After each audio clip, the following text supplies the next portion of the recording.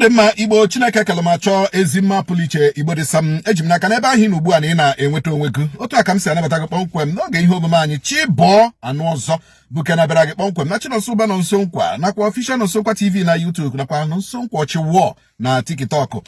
Adema ndị ndu ala Yoruba na ndị ndu ala Igbo adema tupu anyị aga na nke ahụ achọrọ m ikelegodi nwanne anyị nwoke Maazị Nnamdi Kanu Ọhamadike ndị Igbo, onye ndu dịka steeti Georgia na mba America nyere ya ihe a na-akpọ honorary citizenship. Nke na-egosi kpọmkwem na Nnamdi Kanu aghọọla a citizen of the state of Georgia in the United States of America, even in prison. Amami na aghọta aka da ekpuchi ọnwa. No matter the narrative the federal government of Nigeria has pushed and are pushing, and will still push, because they will still push narratives against Ndibo, it will not push ye long. I want 80 bego. I want 80 bego. So I try me kele Maazị Nnamdi Kanu. Nwanne anyị nwoke bụ onye nọ n'ụlọ mkpọrọ. Wuru onye obodo mba Georgia. Kpọmkwem na mba America. So, give Maazị Nnamdi Kanu na mana no a Georgian citizen, and by extension, an American citizen. So, we want to congratulate him.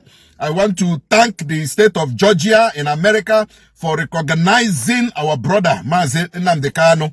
I want to put a hand on Georgia's state of Georgia, Jesuike, where American treatment before, Mama, London,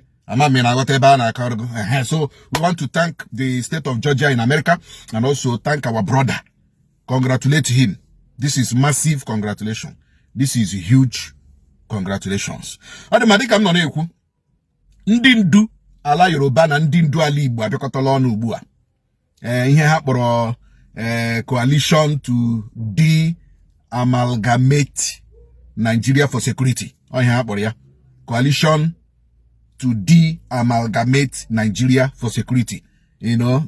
What they were saying was that it is no longer attainable, coexisting in Nigeria. That what I know in Nigeria now, because we don't trust ourselves, and that is the truth. Onye Hausa trust onye Igbo trust onye Hausa. Na ihe ha na-akpari Peter Obi na social media. Fake account everywhere on social media. Bua handa Hausa, bua handi Yoruba na akpari Peter Obi. Go to Twitter na akpari Peter Obi. Reno Mokri na akpari Peter Obi. Nderi na akpari Peter Obi. So we don't trust ourselves. So why are we here? Why are we here? There is no trust. There is no trust. And so the elders of the Igbos and the Yorubas have come to us to say, one day, since we cannot trust each other, that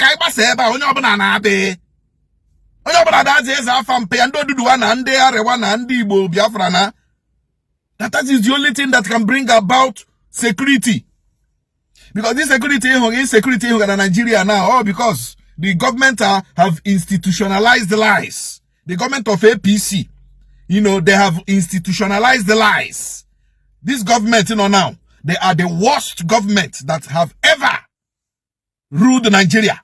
APC, the worst. The worst. Ashi kahamwe. Ora kahamwe. Oro kahamwe.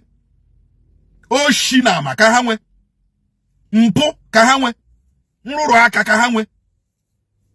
Look at the APC na. State in APC na. This is how 419.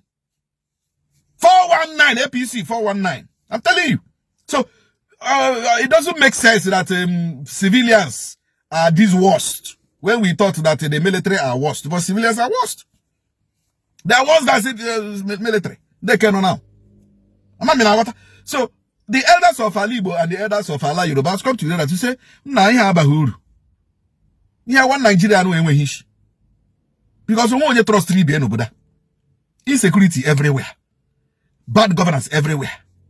But I don't know obodo onye ọbụla na ndị Hausa na-achụgbu onwe unu, Yoruba na-achụgbu ihe unu metere onwe unu, unu ewere. Igbo na unu chụgbu onwe unu, ihe metere onwe unu, unu ewere. Ọ ga-aka mma onye ga na-ati ibi ụta. We be blaming Tinubu na onye Yoruba. Onye Hausa bakwa ebe we blame onye Hausa. Onye Igbo bakwa echi, blame onye Igbo. So about uru that we are here.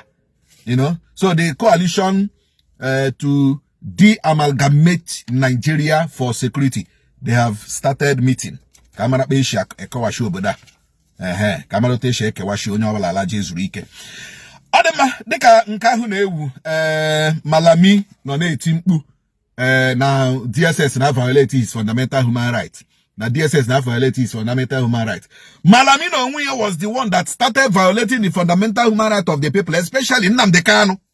Onyu libe appeal court also. Happen on ya, happen on ya, kola. No, ipa mehegini, ipa mahia, Malami aju. Malami dekuo more allegation against Nnamdi Kanu.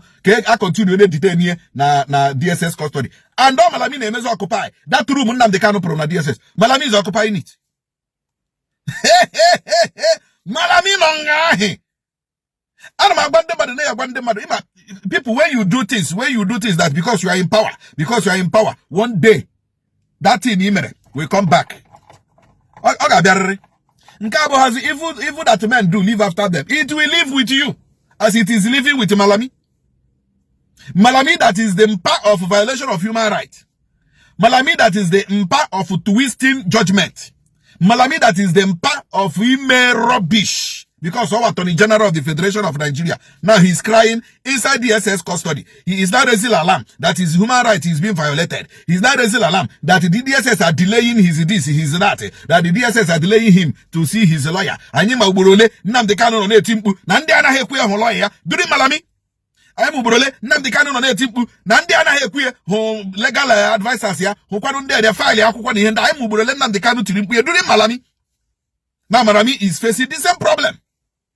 Oh, to she ni remande na akpa. I wish no diri ha gada emendo shin dia ma criminals nde shila ha tiganye no obodo abo Nigeria ka ha nyere jiranya ha na ahonte ha ka ha dando. Obo mgbe ha nwura anwu. Ma Malami is crying. Nobody is even listening to him. Nobody is listening to Malami. Nobody is speaking. He is speaking for himself. Nigerians are not raising alarm. Malami will raise alarm and raise alarm and raise alarm. Go and rest. Nobody will raise alarm on his behalf. Because I'm not on you. If you are in this life, and if you are occupying a position, just manana that position is ephemeral. On a gafe. And gafe, you return back to square one. Now, returning back to square one, Gegoshi, Magana Batage, Moagana Batage. Now, Malami has returned back to square one as ordinary citizen of the Federal Republic of Nigeria. Now, lay him again. Go. Yanet, Yalebe, Omohonya. Nobody is raising alarm with him. He is raising alarm alone. He is standing alone.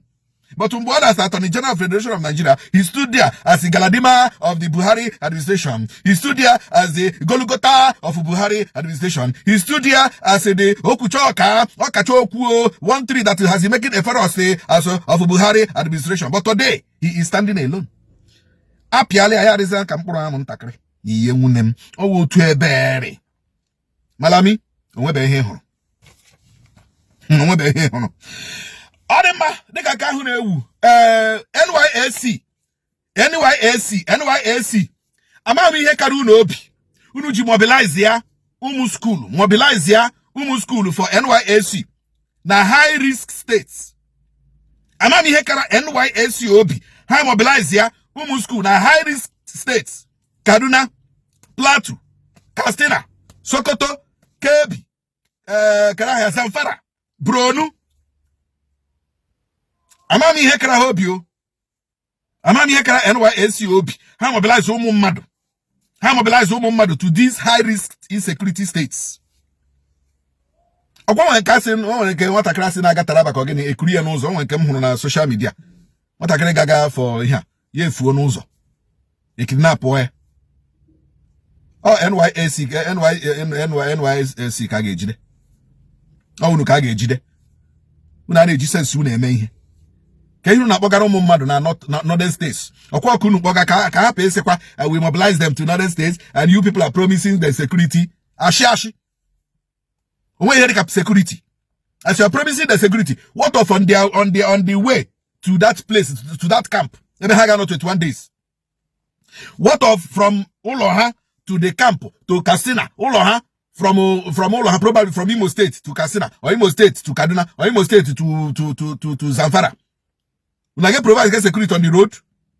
Konya ula get feche n'elu. One time soon na this country, man na chopta no akunu di nihe neme n'oboda. unu mana ebe ndị adịghị mma ụmụ mmadụ ịga still una mobilize ya onye na-aga hụ na unu achị na decline ịga use service. Use your brain unu NYSC, use your brain. Adema finally obere nwa justice for obere nwa for Irina Sa madam ya werele rezo kawashichi ihu because na die like ihu the girl karịa nwaanyị ya. Ramatu nwaanyị otu nwoke na Taraba lere nwa 17 years ha na ha nọ medi ha mebie ihu disfigure ihu because mgbe ọbụla die na-ele the girl anya n'ihu ihu nwa nke amaka nwa nke ihu ya soft nwaanyị ya na-ewe iwe before you know it ya wakpo the girl were scissors were rezo kawashicha ya ihu so that ka die hapụzi na-ele ihu ya anya again. Mentality, poor people mentality, illiteracy mentality, or the problem. Now, Okawala nihu, one of the police cell now. Does it make sense? It doesn't make sense. Adi meba ka ina pikata pambambo iho mumanyi chiba nozo biara ga ponko na nsonkwa ochiwo chibrim na nsonkwa chiwo na TikTok na official nsonkwa TV na YouTube. Kachim nefe gani hu gojibola men ko batita gojibola inile siriri werere.